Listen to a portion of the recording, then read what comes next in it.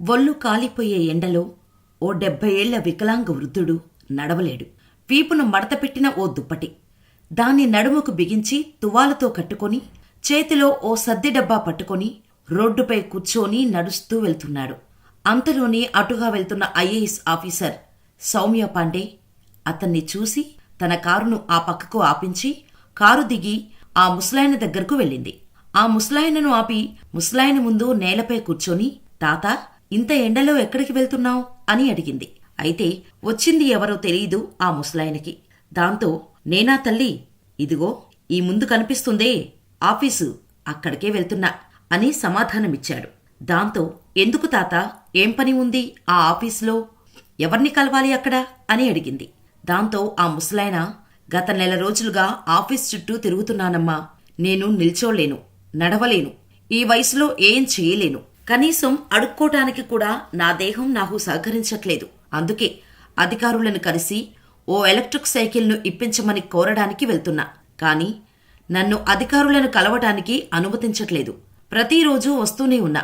ఒక్కసారైనా నాపై దయ కలగకపోతుందా అని, లోపలికి అనుమతించకపోతారా అని చెప్పాడు ఆ వృద్ధుడు. ఆ వృద్ధుడి మాటలకు సౌమ్య పాండే కళ్లల్లో నీళ్లు తిరిగాయి. అవును తాత, నీకు పింఛను వస్తుంది కదా, మరెందుకు అడుక్కోవటం అని అడిగింది. అప్పుడు వృద్ధుడు, ఎక్కడమ్మా, ఎన్నిసార్లు పంచాయతీ ఆఫీస్ చుట్టూ తిరిగినా ఏ అధికారి పట్టించుకున్న పాపాన పోలేదు. కనీసం ఆ ఎలక్ట్రిక్ సైకిల్ అయినా ఇప్పిస్తే బిచ్చమెత్తుకోరైనా బతుకుతా అని తన బాధలన్నీ చెప్పుకున్నాడు ఆ ఐఏఎస్ ఆఫీసర్కి. అయితే ఐఏఎస్ ఆఫీసర్ సౌమ్య పాండే ఆ కథంతా చెప్పిన ఆఫీసులో సిడివిలో ఆఫీసర్గా పనిచేస్తుంది. ఆ ఆఫీస్ మొత్తానికి బాస్ ఆమె. అక్కడే ఆమె పోస్టింగ్.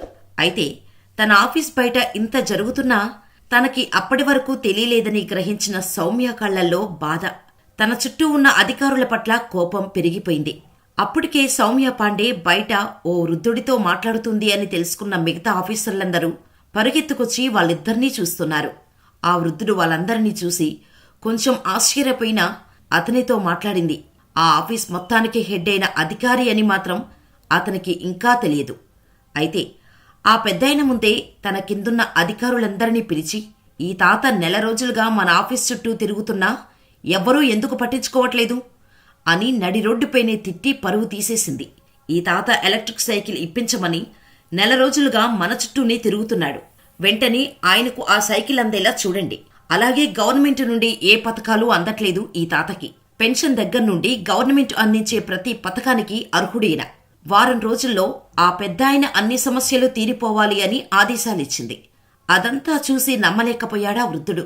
ఇప్పటి వరకు మాట్లాడింది సిడిఓ అధికారి అని తెలిసి షాక్ అయ్యాడు. సౌమ్య పాండే అధికారులకు ఆర్డర్ ఇచ్చి, ఇక మీ పని పూర్తయ్యేదాకా నేనే దగ్గరుండి అన్నీ చూసుకుంటా. మీరు ఇంటికెళ్లి ప్రశాంతంగా పడుకోండి.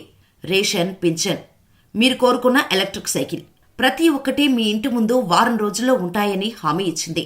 సౌమ్య పాండే అన్ని రోజుల తన కష్టాన్ని దేవతలా వచ్చి వారంలో తీర్చేస్తా అని హామీ ఇవ్వగానే ఆ ముసలాయన ఆనందంతో 2 చేతులెత్తి దండం పెట్టి చల్లగా ఉండమ్మా అని దీవించి అక్కడి నుండి వెళ్లిపోబోయాడు.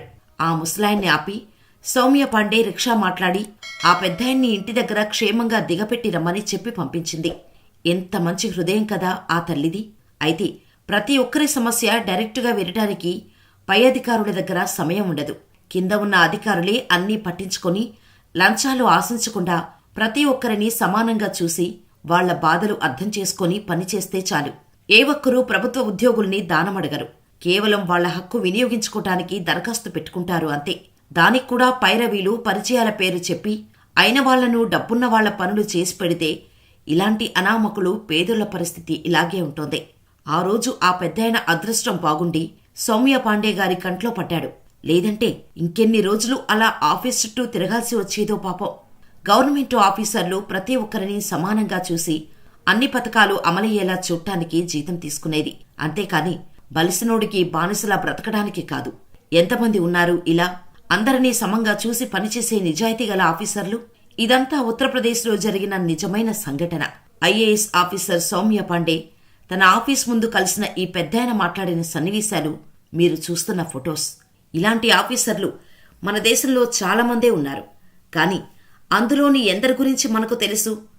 అలాంటి వాళ్ల కథలను మరిన్ని తెలుసుకోవాలి అనుకుంటే మన ఛానల్లో ఇప్పటికే చాలా వీడియోస్ ఉన్నాయి, చూసేయండి.